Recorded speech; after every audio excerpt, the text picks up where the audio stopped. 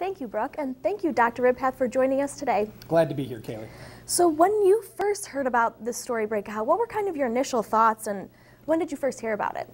I mean, I heard about it yesterday. I've become quite the Twitter person, and it's just a great way to get breaking information. And so I found out about it like everyone else did. And initially, I was shocked. I thought for sure that either the story was wrong, because some people maybe have some doubts about Deadspin, but it's turned out to be a pretty solid piece of reporting. And so I started to investigate and actually have some reporter friends made some calls, and it appeared to be true.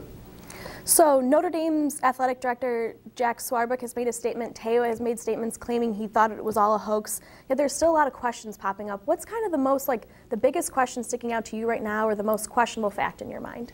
Well, I think obviously, Kaylee, there's a lot more questions than answers here. To say that this was just solely a hoax that he fell into seems a bit far-fetched. It's possible. But Monte Teo needs to answer these questions, and at least, I don't know by the time this shows if he's going to come forward and answer these tough questions.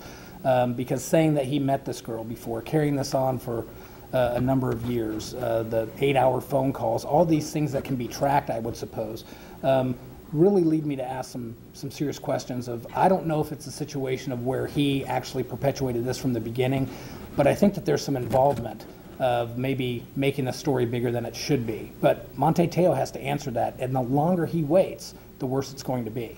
So some are saying that he may have been part of this all along. What do you think could have possessed him to do so, if you could touch on that, if you have any answers for that or any insight whatsoever? I mean, that's a tough one, Kaylee, because part of me wants to believe that he didn't do that he just kind of got into the story and it became bigger and he couldn't really rein it back in.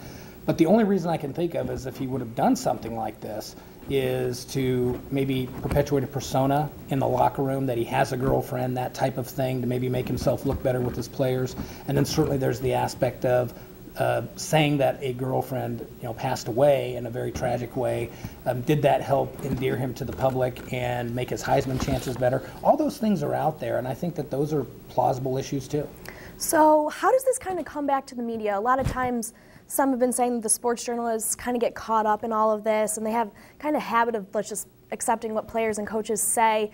Do you think this is kind of like a media issue, or something that the media needs to look at from here on out and say, all right, maybe we need to start digging into these smaller stories that actually turn out to be bigger stories in the end? Yeah, I think that's a major issue, and I have some great respect for the media and have some great friends in sports media, but I think a lot of them are looking in the mirror today saying, no, we were caught with our pants down. When you're talking about some respected sports writers like Pete Thamel of Sports Illustrated, and Gene Wojciechowski of ESPN, who essentially fell for this and are embarrassed about this, I think in the future, and this is pretty simple to check out. I mean, the Deadspin reporters did a phenomenal job, but they even stated that a lot of this was very easy to find. Taking the words of coaches, taking the words of players is something we probably shouldn't do at face value in the future. All right, well, thank you, Dr. Ridpath. It was great to have you on today. Thank you, Kaylee.